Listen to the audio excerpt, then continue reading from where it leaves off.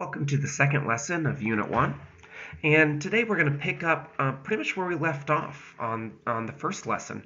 And we're going to take a look at how colonization happens in Central America, starting in the Caribbean with the arrival of Christopher Columbus and Spanish conquistadors, and then going into the arrival of the Spanish to the Aztec Empire and the conquering of the Aztec Empire by the Spanish as well as other indigenous allies. And we'll get into that story later on in this lesson.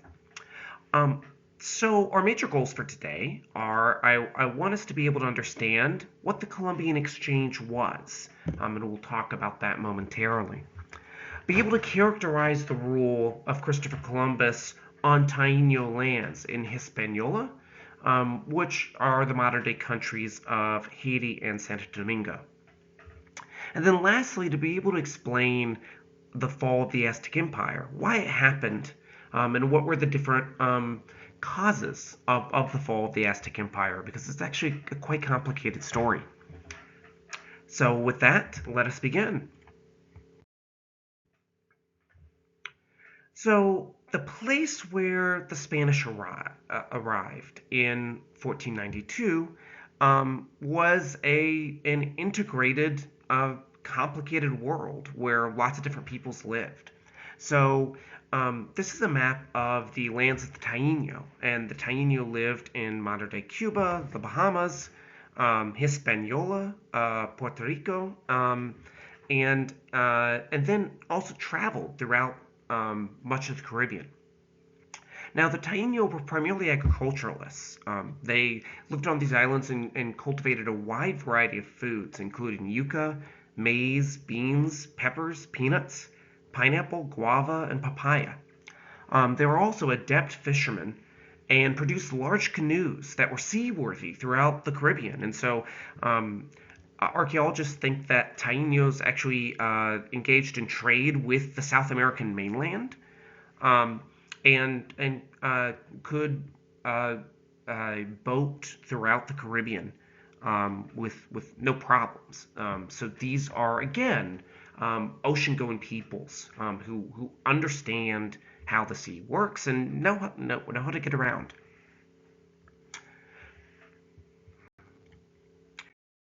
Now, the Taino lived in several kingdoms on Hispaniola, each ruled by a cacique or a chief. And the Taino were a matrilineal people. And so what do I mean by matrilineal? Well, a matrilineal society is one where descent passes down through the mother. And in this case, the Taino were not only matrilineal, but women also had a significant political power in Taino society and could own property. Now, in each of these different kingdoms, there were dense villages and towns that were heavily populated. It's very possible that Hispaniola had a population of around 1 million to 2 million people. It could have been even higher than that. And the Taínos had regular conflicts with the Carib people of the Lesser Antilles. So again, the Taínos live in a sort of complicated world where there are multiple peoples all throughout the Caribbean, where people trade, fight wars, have hierarchical, complicated societies. And this is the sort of world that the Spanish arrive into in 1492. Now, Spanish society was quite different from that of Taino society.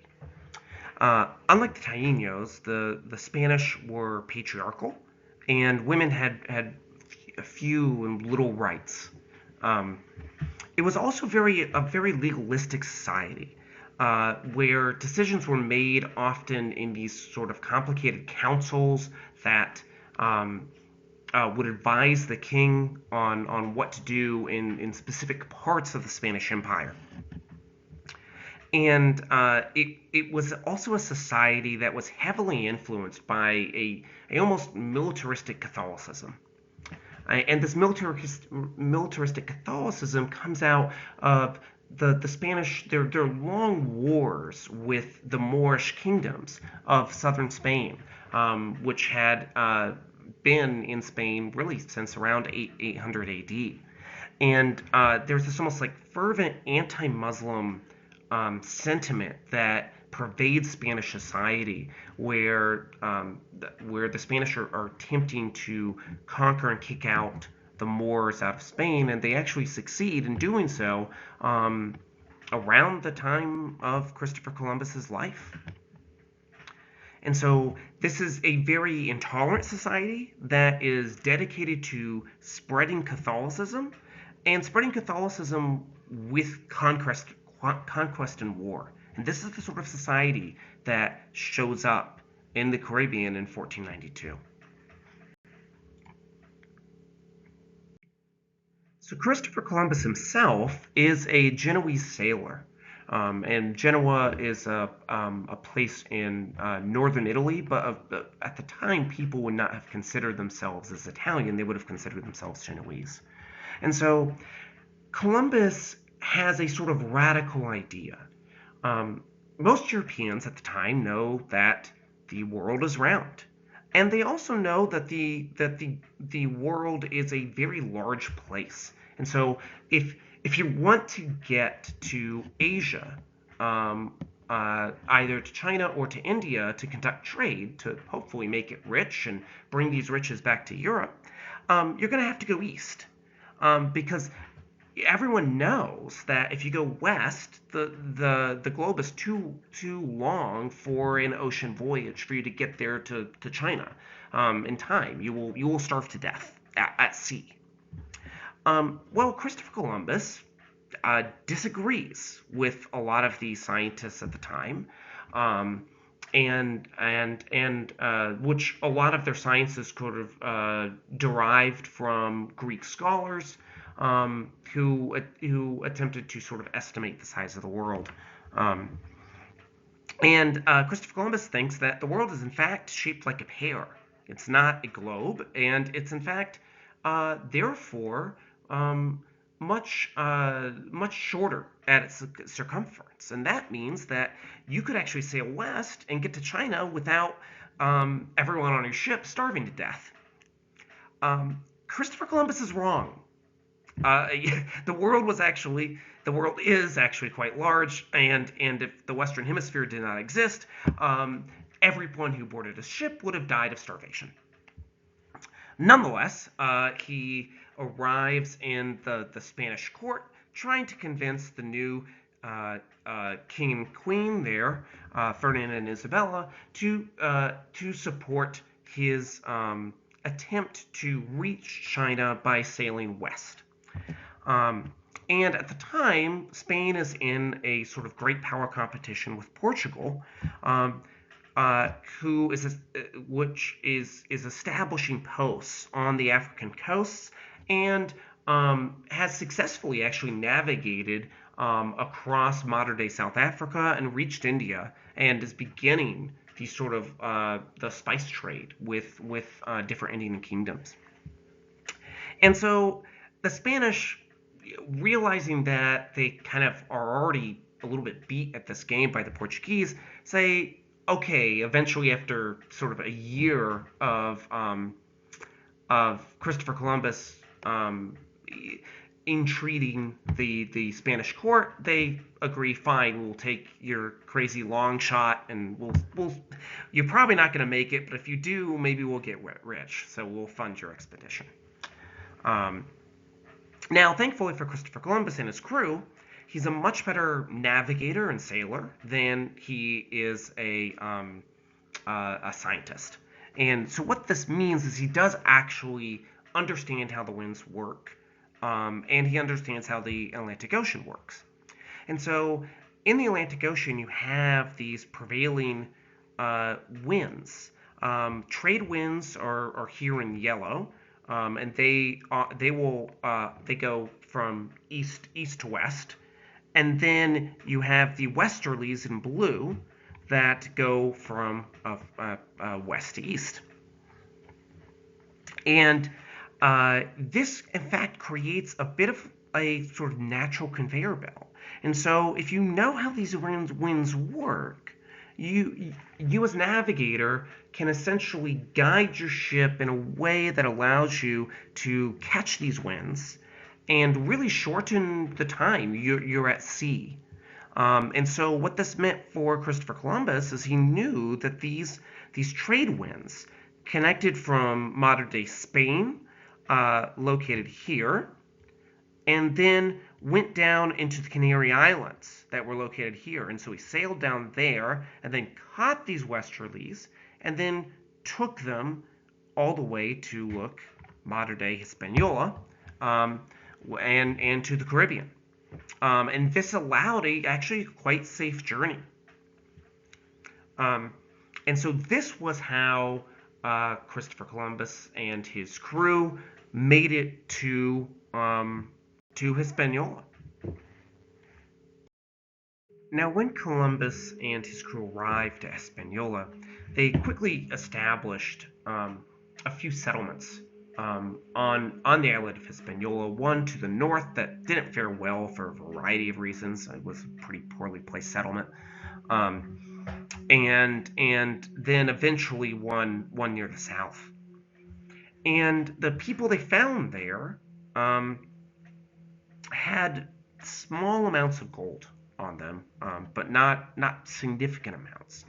But for the Spanish, who were there to gain riches, and to hopefully convert the population to Catholicism, but that was a lesser of lesser importance for the majority of the people on the expedition. They saw this gold that this little bit of gold that the Taínos had, and it really makes them go nuts.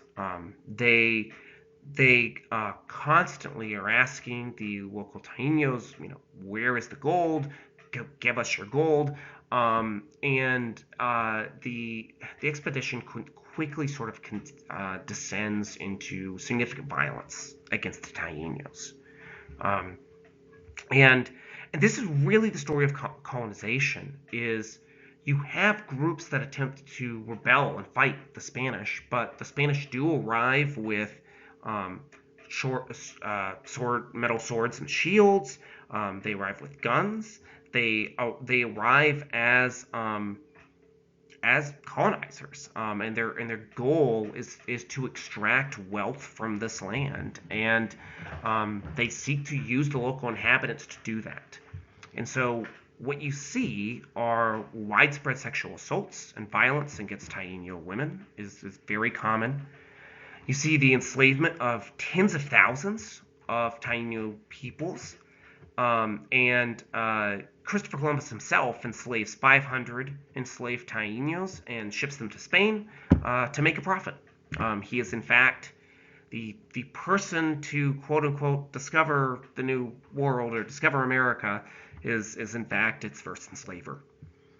And the Spanish begin to occupy and take over these different Taino caciques and these different Taino kingdoms.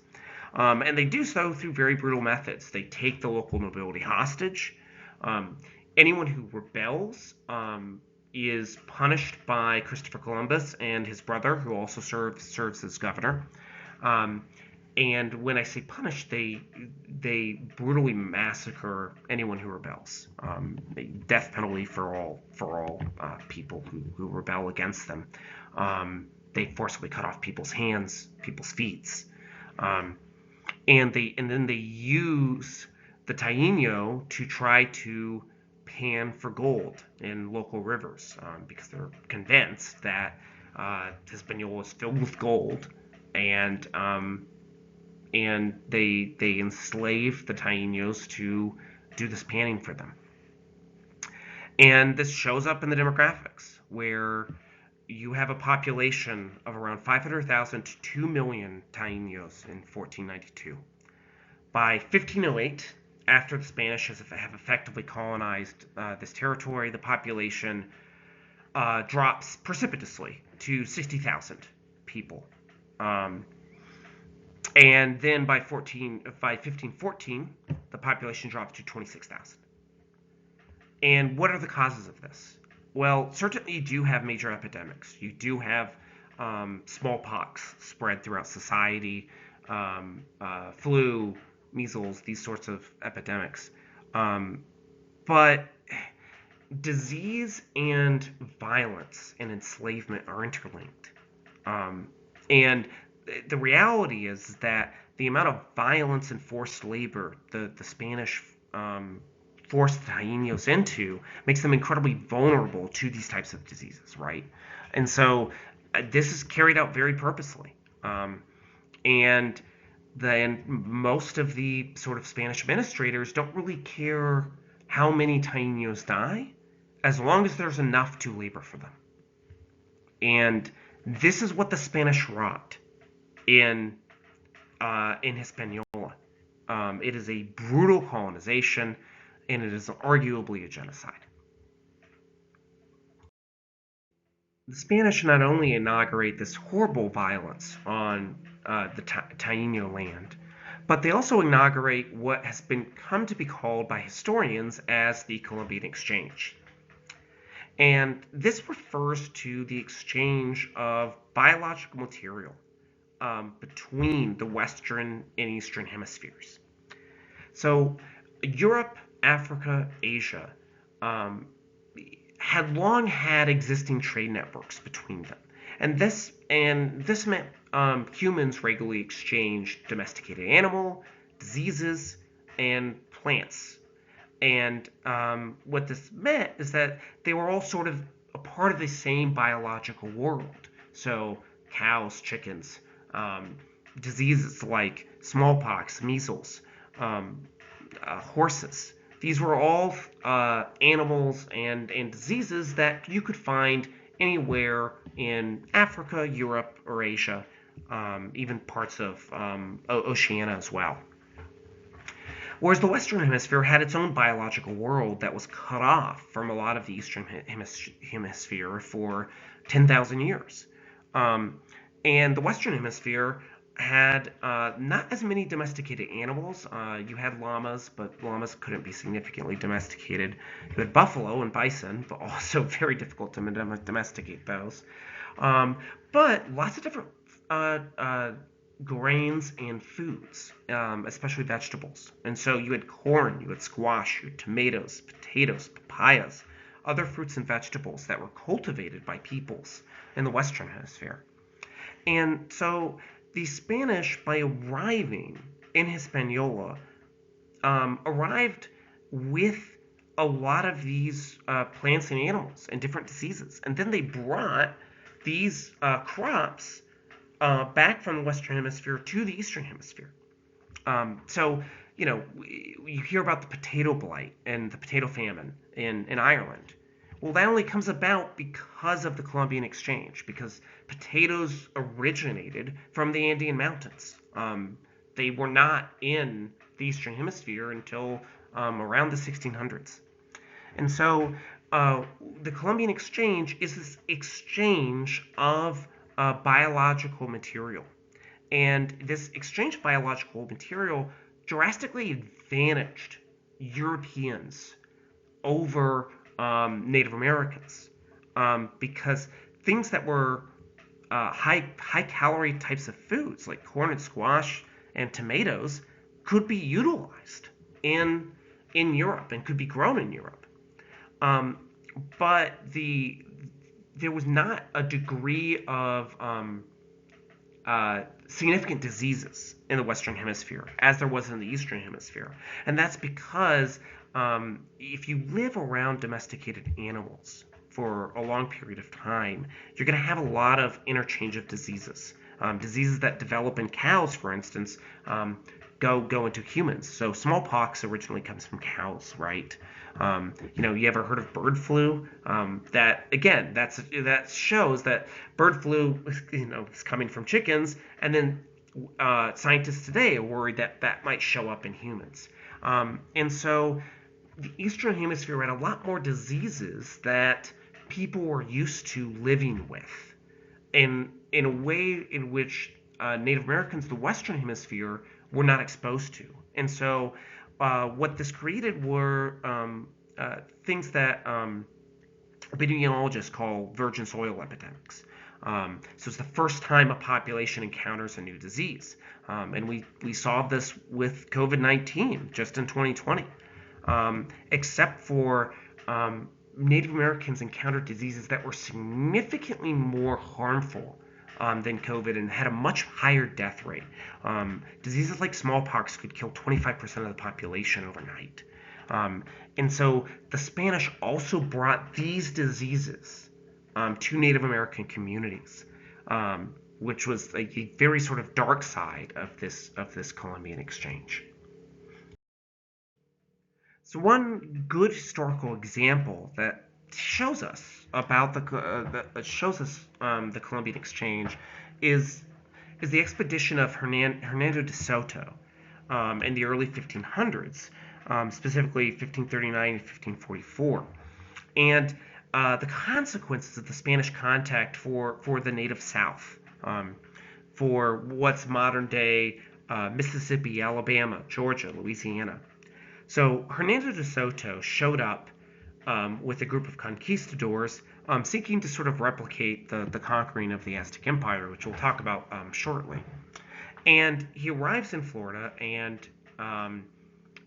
finds a number of very prominent and organized Native American communities. And these were descendants of the mound building cultures that we talked about in our previous lesson. And they formed large centralized villages around mounds and practiced agriculture. Though they weren't centralized to the degree of like Cahokia or the Hopewell, they were still dense villages on rivers, and they were still fairly hierarchical societies. So Hernando de Soto shows up, and he not only shows up with hundreds of men, but also with pigs. And basically, this sort of violent, disease-ridden army takes a tour of all of these different various kingdoms in the modern-day American South, and sort of spreads pigs throughout these lands, and also spreads disease throughout these lands. And the native peoples here react fairly appropriately to the Spanish. They see them as threat. They see them as violent. The Spanish, wherever they go, try to take hostages. And pretty quickly, word of the Spanish gets around to these communities. And so they develop a sort of strategy of look over there. And what I mean by that is the Spanish will come into a native village and they will say, we are looking for gold. And this native village, through a series of interpreters, will often say, well, we're just a poor village. We don't really have anything. But our enemies over there, they have a bunch of gold. You should go over there. And for a series of months, Hernando de Soto's expedition is basically just taken from village to village to village in this way, led kind of by the nose, eventually gets in a bunch of different battles and kind of falls apart. But the larger story of this is actually not what Hernando de Soto does, but what Hernando de Soto brings. And so I mentioned these sort of pigs that come with the Spanish army. Well, when you're traveling with pigs, you don't exactly corral them. You just release them into the forest, and then you go hunt them for your food. And so that's what they do. And pigs are, in fact, an incredibly invasive species in the ecology of the Western Hemisphere. And so these pigs go around and start rooting and destroying crops. They start killing local flora and fauna. And they start making a menace, essentially, of these environments. And especially the sort of three sisters that native peoples grow, those corn, squash, and beans. Those are often dug and planted in these humps that are perfect for actually pigs to root in and destroy. And so a lot of the native societies are greatly impacted by these pigs that begin to just run wild over their fields. And to make it worse, the Spanish also spread these diseases. They spread smallpox and measles and other and these other harsh diseases that have a terrible impact on these very dense villages. And and we know this because Hernando de Soto in his journals describes seeing these incredibly dense villages and peoples basically every square mile he goes. This is an incredibly densely populated area. A French explorer by the name of Saul travels the same sort of route 100 years later, and he finds it desolate. Very few villages, very few people living here.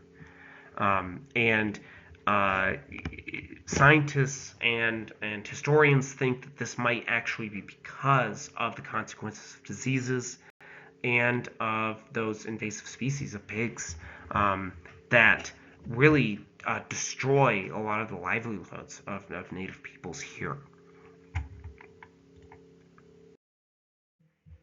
Perhaps the greatest conquest of the Spanish within the first part of the 16th century is their conquest of the Aztec Empire, though.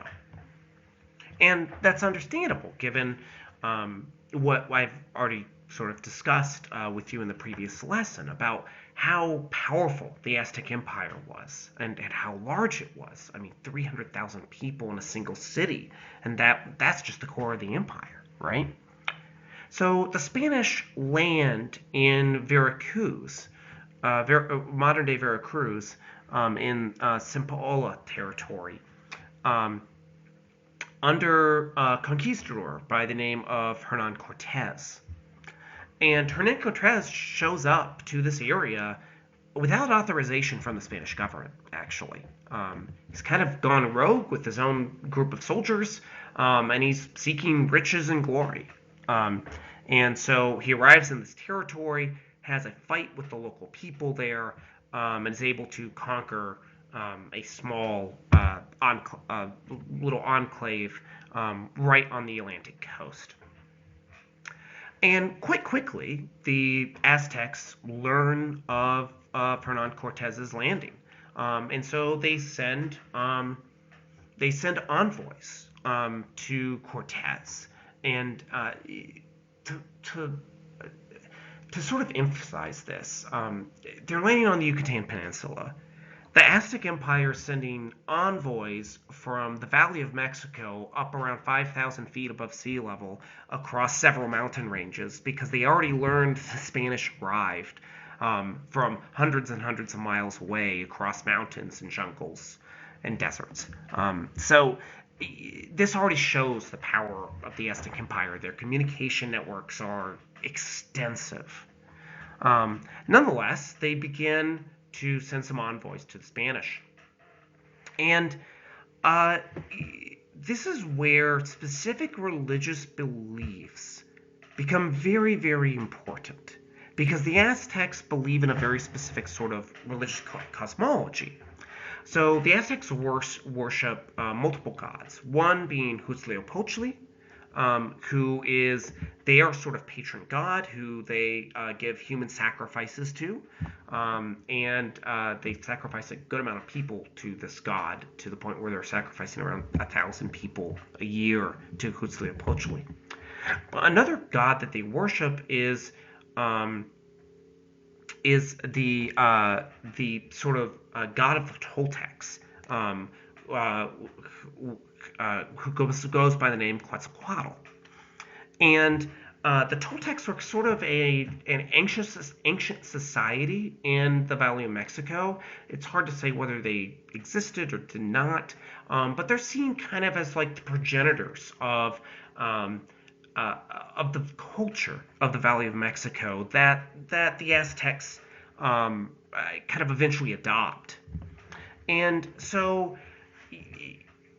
Montezuma II, the ruler of the Aztec Empire when the Spanish arrive, believes that the Spanish are the ambassadors of the lords of the Toltecs. They're the ambassadors of Quetzalcoatl. So the Spanish aren't gods themselves, but they're like God's messengers, effectively.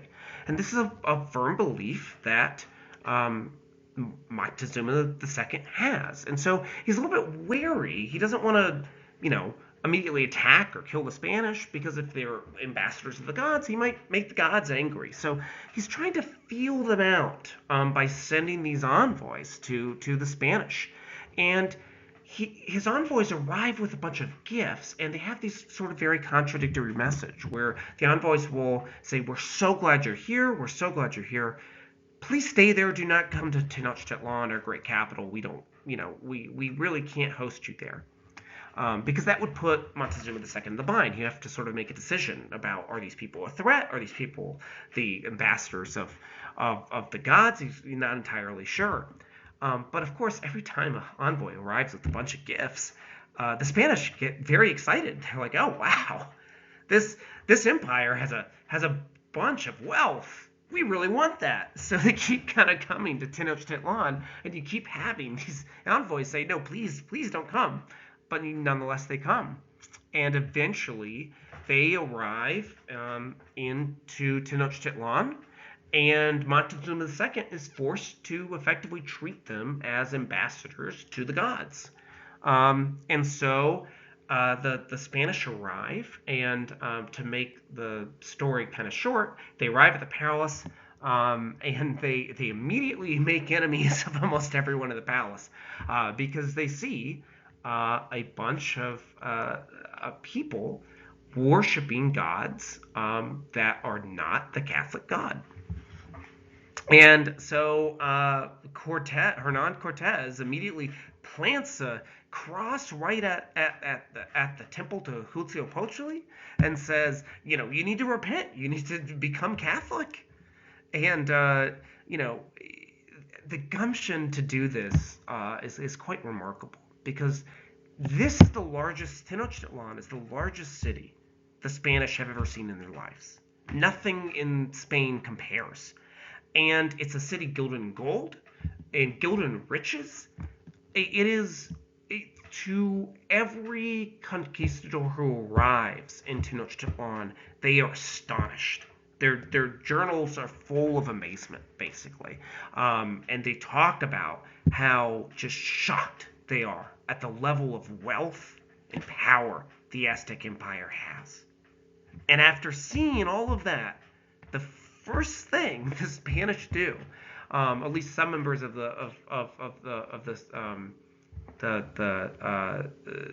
Spanish group, is to make enemies of all the Aztec priests by insulting their deities. And so this is sort of how this story begins, with the Spanish ensconced in the palaces of the Aztec Empire, because Montezuma II thinks that these Spanish conquistadors might be ambassadors of the gods. But pretty quickly, there's a sort of disagreement over this. And the priestly class says, look, these people immediately come and disrespect our gods. There's no way these guys are the ambassadors of the Toltecs, who are coming back to, inaugurate a new reign over the Valley of Mexico. But Montezuma II is fairly convinced. He thinks that these are the ambassadors of the Toltecs, and so he thinks it's his religious duty to let the Spanish rule. And so he actually lets the Spanish almost take control of the Aztec Empire. And it leads to this very awkward situation where the Spanish are treated as guests by Montezuma II, while the elites of the Aztec Empire are very wary of the Spanish presence in the palace. And you pretty quickly have significant tension between the Spanish and the Aztecs over their presence in Tenochtitlan. And so, with tensions high and the Spanish in the palaces at Tenochtitlan, um, the Hernan Cortez hears word from Aztec messengers that a General Narvaez has arrived in Cimpaola, where Hernan Cortez had made his camp, and Narvaez had been entrusted with arresting Hernan Cortez. Because remember, Hernan Cortez was there on an unauthorized expedition that was not supported by the Spanish. And so he had disobeyed the governor of Cuba and was coming. Narvaez was dispatched to arrest Hernan Cortez and his entourage. And so, with these tensions incredibly high, Cortez leaves with most of his men, goes back to the Yucatan Peninsula, where he engages in a pitched battle with with Narvaez and Narvaez's troops. While this is sort of up in the air about whether the Aztecs are going to continue to consider the Spanish these ambassadors to the Toltecs. And Cortez is able to defeat Narvaez's group and actually incorporate a lot of Narvaez's soldiers. But while that's happening, his second in command is with the detachment of soldiers in Montezuma II's palaces, and the Spanish who are left in Tenochtitlan feel like this is a great time to go out and murder dozens of Aztec priests in the middle of the night because they consider them heretics. And that's effectively what happens, is a group of Spanish soldiers goes out and murders a group of unarmed priests conducting ceremonies at their local temples. This enrages most of Tenochtitlan, with the exception of Montezuma II, who is somehow still convinced that that the Spanish are the ambassadors of the Toltecs. And so when Hernan Cortez and his soldiers arrive back in Tenochtitlan, they find that they are actually heavily resented by the local population. And the only reason they're really even allowed back in is Montezuma II is still favoring them.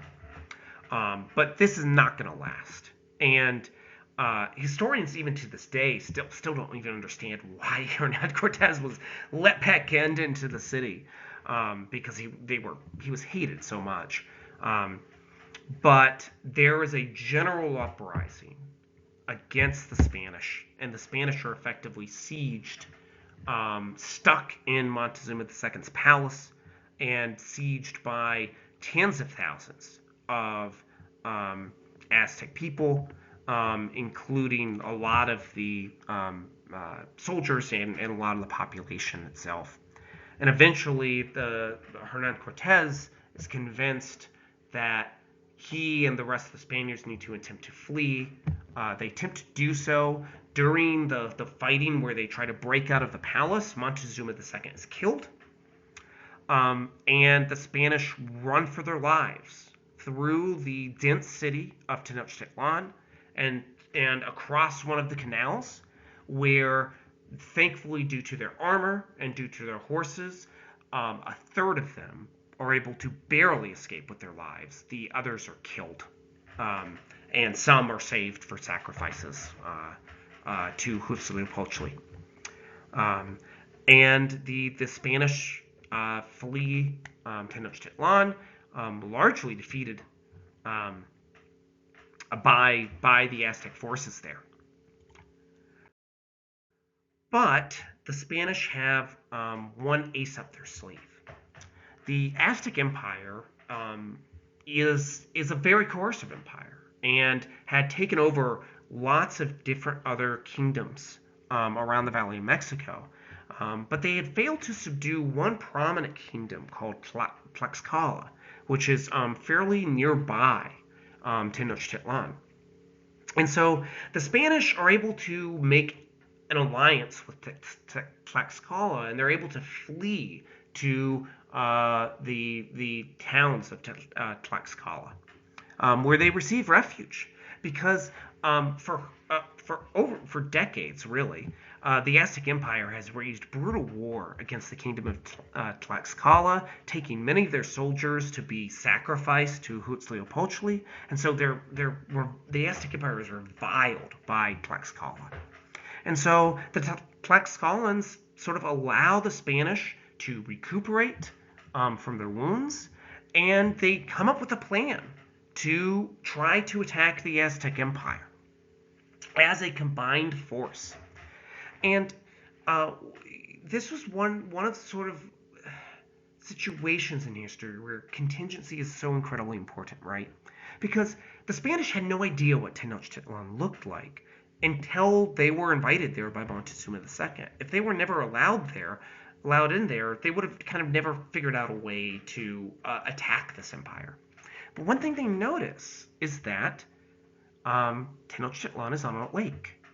And it's on a fairly large lake where one might be able to put a ship with cannons and siege Tenochtitlan from the sea. And that's effectively what the Spanish start to do. They work with the Tlaxcalans to gather the appropriate wood, and they actually build multiple ships from scratch to siege Tenochtitlan. And some other fortunate events happen. From their sort of recent time in Tenochtitlan, one of Narvaez's soldiers, one of the soldiers who came to arrest Hernan Cortez, comes with Cortez to Tenochtitlan for that second time, and he's infected with smallpox. And smallpox begins to spread throughout the city of Tenochtitlan, but not in Tlaxcala. And so what this means is that Tenochtitlan is ravaged by disease at around the time when the Spanish and Tlaxcalans are seeking to attack the Aztec Empire. And so these variety of factors makes it sort of possible for the Spanish to put up a fight. So in late 1520, the combined Spanish and Tlaxcala force attempt to move on Tenochtitlan and take the capital of the Aztec Empire. And they set up a number of preparations, not just militarily, but also politically. They were able to take over some other previous towns that were ruled by the Aztec Empire, as well as bring over one of the Aztec Empire's previous allies. And so this combined Spanish native force is actually quite substantial. And at this point, the Aztec Empire is in full revolt against the Aztec rulers of Tenochtitlan. And this combined force of native and Spanish military units is around 21,000 people, with 20,000 of them being mainly Tlaxcalan soldiers and a few other soldiers from other native groups, and around 1,000 of them being Spanish soldiers. And so this combined force is able to surround Tenochtitlan, at least on the land, surround the lake, and they're able to build and put brigading ships directly in the lake. And because Tenochtitlan gets all of its food and water from the mainland, not from the island where it's located, the Spanish and Tlaxcalans are able to use their ships to cut off the Aztecs from food and water and effectively starve out the population. And even this, even with famine and even with losing around 50% of their population from smallpox, the Aztecs still put up a substantial fight over the early part of 1521. They challenged the Spanish naval force with canoes. And they, at one point, even pushed back a Tlaxcalan land force and Spanish horses on one of the causeways. But nonetheless, it's just too much for them to overcome. And with famine in the city and disease taking the lives of over half the inhabitants of Tenochtitlan, eventually the Spanish Tlaxcalan force is able to take control of the city. They effectively sack the city, and then Spain and Tlaxcala effectively take control of the Aztec Empire and began to reform it under a version of which they call New Spain. But it's worth noting that Tlaxcala continues to be an important ally of the Spanish well into the 1500s. So I want to step back and just kind of consider what are the different reasons why the quote unquote Spanish and Tlaxcala and a lot of other native allies are able to conquer the Aztec Empire. Um, and lots of older historians said, well, it's technology, it's horses, it's metal tools and weapons, it's guns, and the Aztecs ran away in fear from all these things. But again, we see in these final battles that's actually not the case. The Aztecs are actually able to fight off a lot of the Spanish forces in multiple engagements. Um, More importantly, I think are these other reasons.